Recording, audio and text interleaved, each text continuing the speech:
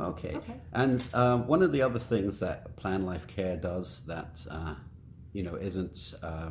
isn't really done by other home health agencies is the devices Oh, and I was the gonna get to that. adaptation work.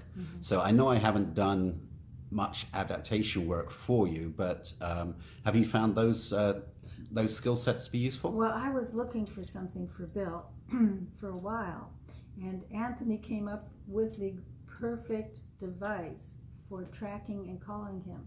So I felt, oh my gosh, he did my homework. I didn't know where to go. I've looked in magazines, etc. I haven't found what was needed. So I'll just was- hand my version of it to Margot so you can show it to the camera. This is the little device that Bill wears all the time when he's awake. We charge it at night, and what it does is I can call him from my cell phone. He doesn't have to do anything. I simply say, "Hello, Bill," and he responds. Fantastic.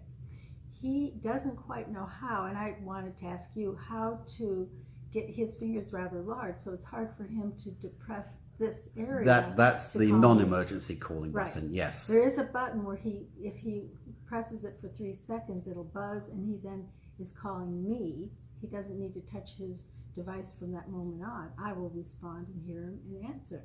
We can have a conversation, whatever. It's a little difficult right now because he can't quite put his finger on, and he has that neuropathy. Yes, that's peripheral good. That's neuropathy. a So it very good makes point. so he's kind of like doesn't quite feel comfortable in doing that. Yes, maybe that button should be bigger. But have you used the location function on that, whereby We you can? haven't, because we're pretty sedentary right now. We're either here or we're together out, whatnot. But there's a tracking device, a GPS, as well, available with this tiny device. And you just send a text message to the device, which has its own telephone number, Right. and it responds with the location of the device. Isn't it when I push SOS? And it will give the location when you press SOS, and it will also send text messages to all the numbers you define, and then it will call all those numbers in a round robin until it gets someone to talk to.